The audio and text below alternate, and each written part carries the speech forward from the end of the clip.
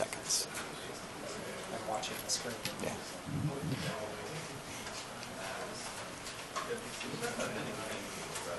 Welcome to today's CERIAS Security Seminar.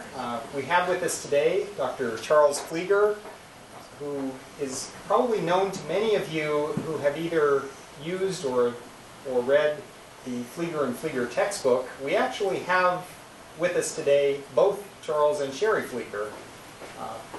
But today we'll have our talk by Charles Pfleeger, who has a distinguished career in information security and a very broad career. He received his PhD from Penn State, moved on to a number of positions both in industry and academia, including, I guess, University of Tennessee. University of Tennessee. Several companies at which he's probably held 3 or 4 positions that would have been called Chief Security Officer if the position had existed at the time. Has been the chair of the IEEE Technical Committee on Security and Privacy, as well as various other academic contributions, and is now serving as an independent consultant in information security, just generally helping people get it right at all levels, from policy to technical to what we'll hear about today, which is getting beyond the techies and understanding security. So, Dr. Pfleeger. Thank you very much, Professor Clifton. First off, I want to say how pleased I am to be here at the Purdue campus. We've had a nice 2-day visit to campus, and I've gotten to meet a number of really interesting faculty members and students, and undergraduate students and graduate students. And it's been really challenging to the brain to keep up with all of the different ideas that have been floating around. You know, in one conversation, someone will ask a question about crypto, and another conversation, someone will say, "What about policy?" And a different conversation, the question comes up about optimal use of things, or operating systems, or database management systems, or privacy. It's been really, really interesting seeing the way that all of these thoughts are coming together. I credit the CERIAS Research Group for being able to bring together in a multidisciplinary way so many of these different viewpoints and different perspectives in a very positive and supportive approach. The talk that I'm going to give to you today is not going to be a heavy, detailed research seminar. No. From the beginning, no false advertising. The approach that I'm going to take is based on my experience. As Professor Clifton said, I did a lot of things outside of academia in companies where I did both consulting kinds of things and internal protection kinds of things. As a consequence, I've dealt with lots of users and lots of people who are responsible for putting together systems, putting together programs, putting together environments for computing use. And what I want to talk about today, then, is some of the dumb ideas that you hear out there. Okay. I realize that I'm talking largely to people who have a strong interest in security and perhaps a computing background, perhaps a policy background, perhaps an economics background, perhaps a management background, but in all instances, it's focused on security. And so we, in a sense, are the professionals, the insiders to whom I'm talking today. And what I want to talk about are the other people, the people outside this room, the people who make security decisions without benefit of knowledge. And so I take as my lead on this, there we go. Take as my lead on this an article that some of you may have run across. If you haven't run across it before, I encourage you to look it up. It's a fun read. A gentleman named Marcus Rannum, who arguably the inventor of the firewall, wrote an opinion piece a couple of years ago entitled "The 6 Dumbest Ideas in Computer Security." And I read it, and I really, really respect what Marcus does. He's a very smart person, so that's why I'm encouraging you to read it.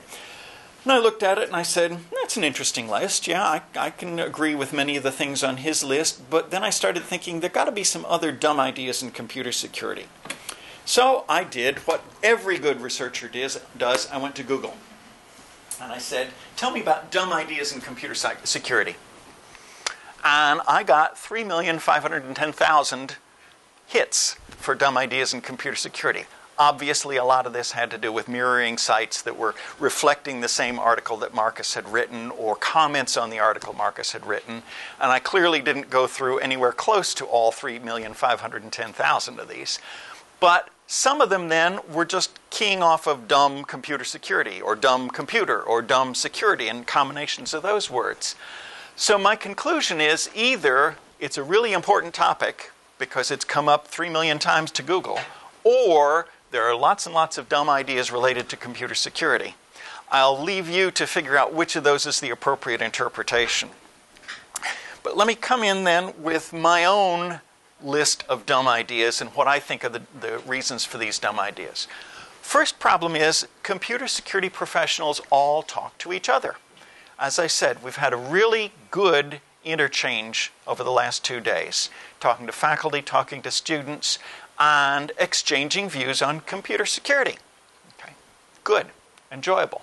But we're all talking to one another, and we all say, you know, this is a policy issue, and the world really needs to address this policy issue, but we're not the right ones to cause it to exist. We're not in law enforcement. We're not in the legislatures. We're not senior government administrators. We're not in positions that we can actually influence a lot of this. We do influence by what we write, what we say to our friends and neighbors, what we read, what we buy, but largely we talk to each other. We need to get to where the outsiders understand us. We can't just talk to each other.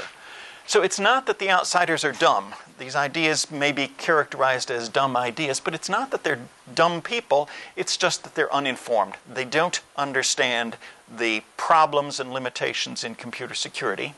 And to a certain degree, people hear what they want to hear. Dumb ideas are not new. What you will find in my slides is there's about 16 slides of content and then 2 full slides of references. And I strongly believe in going back to the original references and reading things because a lot of smart people have written a lot of important things. So you're going to see references, many of which are 30 and more years old. These ideas, these dumb ideas that are floating around in the marketplace aren't new. We have to then be able to communicate both the simplicity and the complexity of our discipline. So let's start into our dumb ideas list. Dumb idea number 1. The marketplace thinks they can do security later. Okay? And they're expecting, just as this picture shows, a miracle to occur in the middle. We'll put the whole system together, and then at the last minute, we're going to call in these security engineers. And they're going to bring in their bag of security fairy dust. And they're going to sprinkle some of the security fairy dust on the system, and it'll all be better. And I'm glad that you laughed at me. But I have honestly been in situations where I was expected to bring my bag. We're going to design the system. We've got the system already designed. It's already out for bids. It's being constructed right now. Make it secure for us. And I won't tell you all of the systems. I won't tell you the systems on which this is true, other than to say the worst one was a very major, very visible, and very critical military system. They were out there building away on the system, and then they expected security folks to come in at the last minute and tweak it a little bit to make it secure. We as professionals know it don't work that way. You don't get security unless you think about it early on. Now, Defense Science Board, early 1970s. I think the date is actually 1970. We can see from the reference list. 2 quotes. It's virtually impossible to verify that a large software system is completely free of errors and anomalies, and system failure modes are not thoroughly understood, cataloged, or protected against. Okay. That same statement is true today.